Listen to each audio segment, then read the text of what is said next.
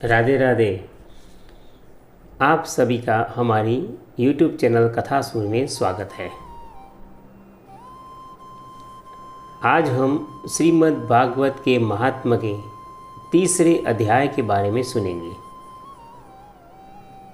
इससे पूर्व हमने श्रीमद् भागवत के महात्म्य का दूसरा अध्याय सुना था,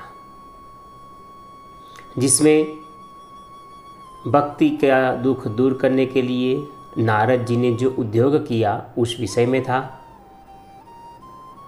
कि कैसे नारद जी ने भक्ति का कष्ट निवारण हेतु ज्ञान और वैराग्य को जगाने का प्रयास किया। आकाशवाणी हुई और उसके बताने पर महानुभाव से आपसे मुलाकात होगी। ये सुनकर नारद जी बद्री वन में चले गए। वहाँ पर उन्होंने सनकादि ऋषियों को देखा और उनके कहने पर नारद जी ने श्रीमद् भागवत सुनाने का निश्चय किया कि जिससे सारे कष्ट एवं दुख ज्ञान और वैराग्य के मिट जाएंगे और भक्ति का दुख दूर हो जाएगा। अभी हम श्रीमद् भागवत के महात्म्य के तीसरे अध्याय के बारे में सुनेंगे, जो कि भक्ति के कष्ट की निवृत्ति इस विषय में है कि अब मैं भक्ति ज्ञान और वैराग्य को स्थापित करने के लिए प्रयत्नपूर्वक श्री सुखदेव जी के कहे हुए भागवत शास्त्र की कथा द्वारा उज्ज्वल ज्ञान यज्ञ करूँगा। यह मुझे कहाँ पर करना चाहिए? कृपया आप मुझे वो स्थान बता दीजिए। और आप लोग तो वेदों के पारगामी हैं, इसलिए मुझे इस सुख शास्त्र की महिमा बता दीजिए। यह भी बताइए कि श्रीमद् भागवत की कथा कितने दिनों में सुननी चाहिए और उसके सुनने की विधि क्या है। यह प्रश्न सुनते ही सनकादि बोले, नारद जी, आप बड़े विनीत और विवेकी हैं। सुनिए, हम आपको वे सब बतलाते हैं। हरिद्वार के पास आनंद नाम का एक घाट है। वहाँ अनेकों सिद्ध ऋषि रहते हैं तथा देवता और सिद्ध लोग भी उस स्थान का सेवन करते हैं।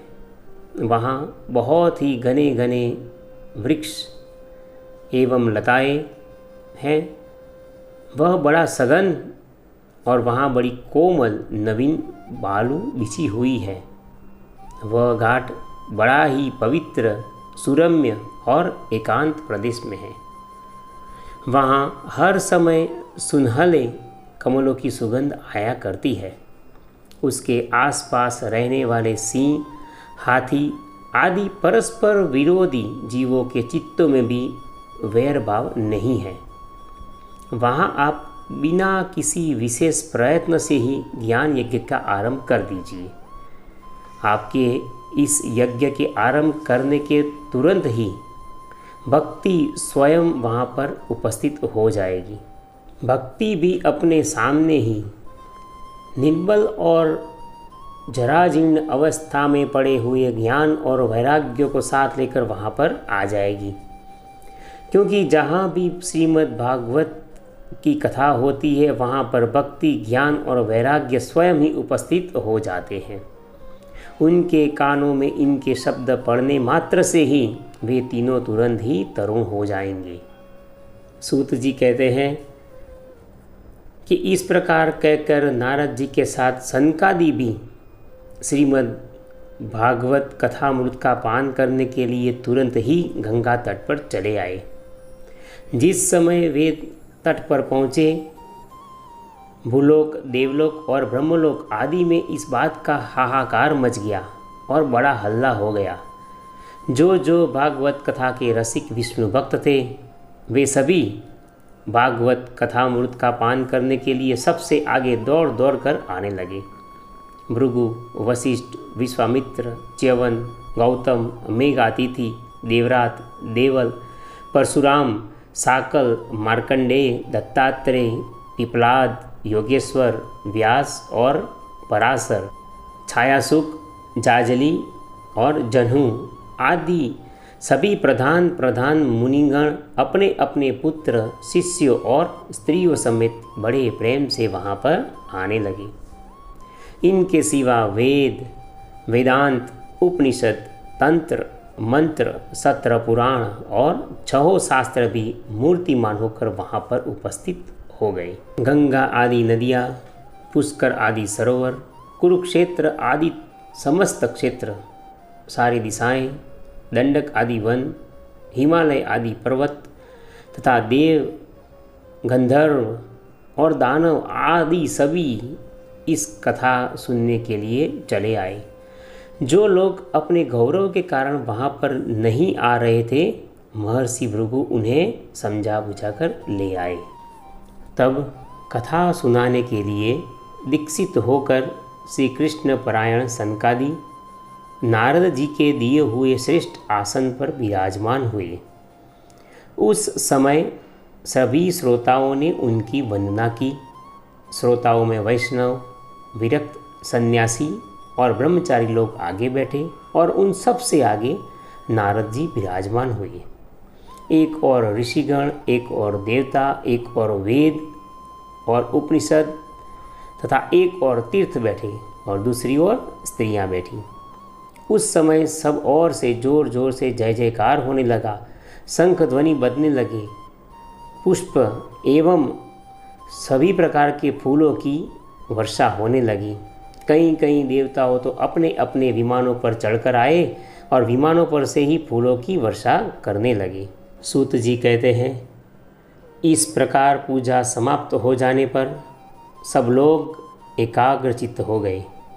तब सनकादि ऋषि महात्मा नारद जी को श्रीमद् भागवत का महात्म्य स्पष्ट करके सुनाने लगे। हमने पहले भी इस विषय में कहा है कि श्रीमद् भागवत का महात्म्य इतना है कि इसके आगे संसार का, ब्रह्मलोक का, त्रिलोक का कोई भी साधन नहीं आता। इस सब से वह कई सारी ऊंचाइयों पर स्थित है। इसकी पवित्रता, इसके महत्व, इसकी शक्ति के आगे कोई भी साधन संभव नहीं है। हमने पहले जो इसका महत्व बताया था, इसी प्रकार ये जो अब सनकादि ऋषि जो कहने जा रहे हैं वो ध्यान से सुनने लायक है, क्योंकि पूरे भागवत के अंदर लिखा हुआ एक एक शब्द पूर्ण जीवन काल में जो कानों में पड़ जाए तो मनुष्य का मोक्ष हो जाता है। इसके सुनने मात्र से ही, इसके शब्द का स्मरण करने मात्र से ही, चिंतन करने मात्र से ही मनुष्य अपने सारे दुख एवं कष्टों से मुक्त हो जाता है और अपना और अपने परिवार का, सभी मनुष्य जाति का वो शुभेच्छक कहा जाता है। इसकी सभी अभिलाषाएं इसके सुनने मात्र से ही पूर्ण हो जाती है। ये सब महत्व सनकादि जी ने नारद जी को बताया था। सनकादि जी कहते हैं कि अब हम आपको इस श्रीमद् भागवत की महिमा सुनाते हैं। इसके श्रवण मात्र से ही तुरंत ही मुक्ति हाथ लग जाती है। श्रीमद् भागवत की कथा का सदा सर्वदा सेवन आस्वादन करना चाहिए। इसके श्रवण मात्र से ही भगवान श्री हरि हृदय में आकर विराजमान हो जाते हैं। इस श्रीमद् भागवत में 18,000 श्लोक है, 12 स्कंद है और राजा परीक्षित और श्री सुखदेव जी के बीच का ये संवाद है। आप यह भागवत शास्त्र ध्यान देकर सुनिए। यह जीव तभी तक अज्ञानवश इस संसार चक्र में भटकता है जब तक क्षण भर के लिए भी कानों में इस सुख शास्त्र की कथा नहीं पड़ती। बहुत से शास्त्र और पुराण सुनने से क्या लाभ, इससे तो व्यर्थ का भ्रम बढ़ता है। मुक्ति देने के लिए तो एकमात्र श्रीमद् भागवत शास्त्र ही गरज रहा है। जिस घर में नित्य प्रति श्रीमद् भागवत की कथा होती है वह घर तीर्थ रूप हो जाता है। और जो लोग उस घर में रहते हैं उनके सारे पाप नष्ट हो जाते हैं। हजारों अश्वमेध यज्ञ और सैकड़ों वाजपेयी यज्ञ का इस सुख शास्त्र की कथा का 16वां अंश भी नहीं हो सकते। हे तपोधनों, जब तक लोग अच्छी तरह श्रीमद् भागवत का श्रवण नहीं करते तभी तक उनके शरीर में पाप निवास करता है। फल की दृष्टि से इस सुख शास्त्र कथा की समता गंगा, गया, काशी, पुष्कर या प्रयाग कोई तीर्थ भी नहीं कर सकता। यदि आपको परम गति की इच्छा है तो अपने मुख से ही श्रीमद् भागवत के आधे अथवा चौथा श्लोक का भी नित्य नियम पूर्वक पाठ करना चाहिए। ओमकार, गायत्री, द्वादशाक्षर मंत्र ओम नमो भगवते वासुदेवाय, श्रीमद् भागवत, 12 मूर्तियों वाले भगवान सूर्यदेव, प्रयाग, संवत्सर रूप काल, ब्राह्मण, अग्निहोत्र, गौ, द्वादशी तिथि एवं तुलसी और भगवान पुरुषोत्तम, इन सब में बुद्धिमान लोग वस्तुतः कोई अंतर नहीं मानते। जो पुरुष अहर्निश अर्थ सहित श्रीमद् भागवत शास्त्र का पाठ करता है उसके करोड़ों जन्मों का पाप नष्ट हो जाता है, इनमें तनिक भी संदेह नहीं है। जो पुरुष नित्य प्रतिदिन श्रीमद् भागवत का आधा अथवा चौथा श्लोक भी पढ़ लेता है या सुन लेता है तो उसे राजसूय और अश्वमेध यज्ञ कराने का फल मिलता है। नित्य भागवत का पाठ करना, भगवान का चिंतन करना, तुलसी को सींचना, गौ की सेवा करना, ये चारों समान है। जो पुरुष अंत समय में श्रीमद् भागवत का वाक्य सुन लेता है उस पर प्रसन्न होकर भगवान उसे वैकुंठ धाम देते हैं। जो पुरुष इसे सोने के सिंहासन पर रखकर किसी विष्णु भक्त को दान देता है वह अवश्य ही भगवान का सायुज्य प्राप्त कर लेता है।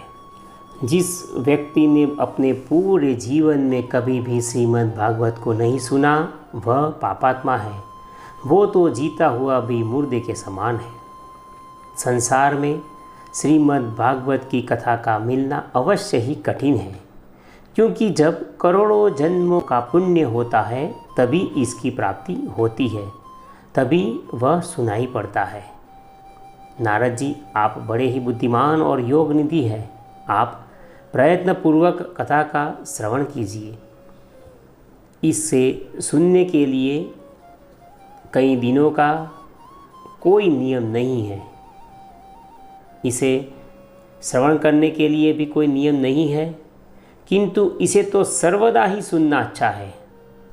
इसे सत्य भाषण और ब्रह्मचर्य पालन पूर्वक सर्वदा ही सुनना श्रेष्ठ माना गया है, किंतु कलयुग में ऐसा होना संभव नहीं है, बहुत ही कठिन है। इसलिए इसे सुखदेव जी ने जो विशेष विधि बताई है वह आप जान लीजिए।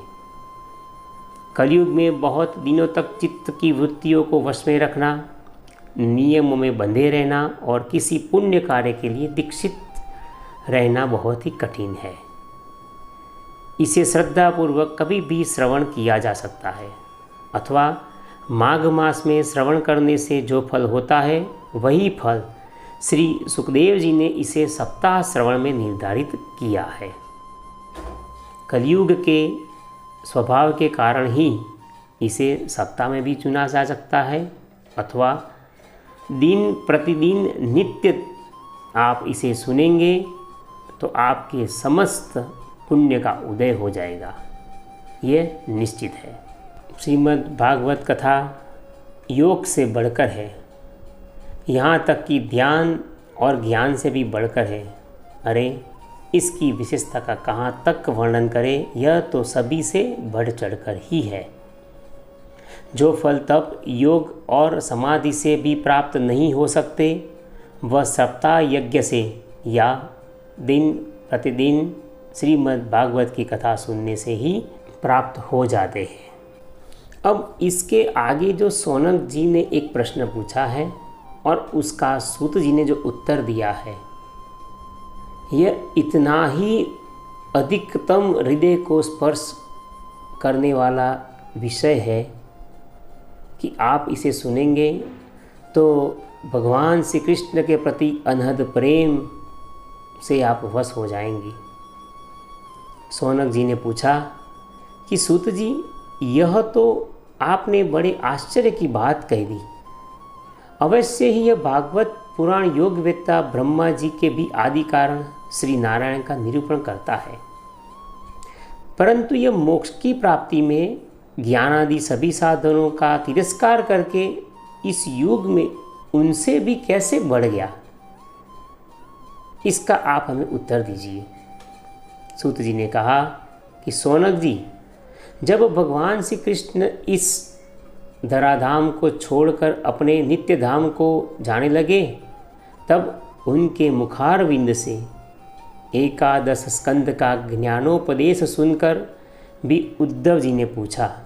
उद्धव जी बोले, हे गोविंद, अब आप तो अपने भक्तों का कार्य करके परम धाम को पधारना चाहते हैं, किंतु मेरे मन में एक बड़ी चिंता है, उसे सुनकर आप मुझे शांत कीजिए। अब घोर कलिकाल आ चुका है, इसलिए संसार में फिर अनेकों दुष्ट प्रकट हो जाएंगे। उनके संसर्ग से जब अनेकों सत्पुरुष भी अपनी उग्र प्रकृति के हो जाएंगे, तब उनके भार से दबकर यह पृथ्वी कहाँ पर जाएगी और किसकी शरण लेगी। प्रभास क्षेत्र में उद्धव जी के यह वचन सुनकर भगवान सोचने लगे कि निश्चित ही मुझे इसके बारे में कुछ व्यवस्था करनी चाहिए। तब भगवान श्री कृष्ण ने अपनी सारी शक्ति श्रीमद् भागवत में रख दी और वे अंतर्धान होकर इस भागवत समुद्र में प्रवेश कर गए। इसलिए यह भगवान की साक्षात शब्दमयी मूर्ति है। सूत जी कहते हैं, शौनक जी, जिस समय सनकादि मुनीश्वर इस प्रकार सप्ताह श्रवण की या भागवत की जो विधि और महिमा का गान कर रहे थे, उसका बखान कर रहे थे, उस सभा में एक बड़ा आश्चर्य हुआ। वह मैं आपको बतलाता हूँ। वहाँ तरुणावस्था को प्राप्त हुए अपने दोनों पुत्रों के साथ लिए विशुद्ध प्रेम रूपा भक्ति बार बार हे श्री कृष्ण, हे वासुदेव, हे गोविंद, हे मुरारे, हे नाथ, हे नारायण आदि भगवानों का नामों का उच्चारण करते करते अकस्मात प्रकट हो गई। सभी सदस्यों ने उस परम सुंदरी को वहाँ पर देखा। तब सनकादि ने कहा कि यह भक्ति देवी अभी अभी कथा के अर्थ से निकली है। उनके ये वचन सुनकर भक्ति ने अपने पुत्र समेत अत्यंत विनम्र होकर सनत कुमार जी से कहा। श्री भक्ति बोली, मैं कलयुग में नष्टप्राय हो गई थी, आपने कथामृत से सींचकर मुझे फिर से पुष्ट कर दिया। अब आप यह बताइए कि मैं कहाँ पर रहूँ। यह सुनकर सनकादि ने उसे कहा कि तुम भक्तों को भगवान का स्वरूप प्रदान करने वाली हो, इसलिए तुम धैर्य धारण करके नित्य निरंतर विष्णु भक्तों के हृदय में ही निवास करो। यह कलयुग के दोष भले ही इस संसार में अपना प्रभाव डाले, किंतु वहाँ तुम पर इनकी दृष्टि कभी भी नहीं पड़ सकेगी। इस प्रकार उनकी आज्ञा पाते ही भक्ति तुरंत भगवत भक्तों के हृदय में जा विराजी। जिनके हृदय में एकमात्र श्री हरि की भक्ति निवास करती है, वे त्रिलोकी में अत्यंत निर्धन होकर भी परम धन्य है, क्योंकि इस भक्ति की डोरी से बनकर तो साक्षात भगवान भी अपना परम धाम छोड़कर उनके हृदय में आकर बस जाते हैं। भगवान श्री कृष्ण की समता प्राप्त करने के लिए श्रीमद् भागवत का नित्य श्रवण करना चाहिए। यहाँ तक श्रीमद् भागवत के महात्म का 3रा अध्याय विराम लेता है। आप सभी से हमारा नम्र निवेदन है कि आप हमारे वीडियो को लाइक कर दीजिए और हमारी इस कथासुर चैनल को सब्सक्राइब कर दीजिए। आप सभी को हमारा राधे राधे।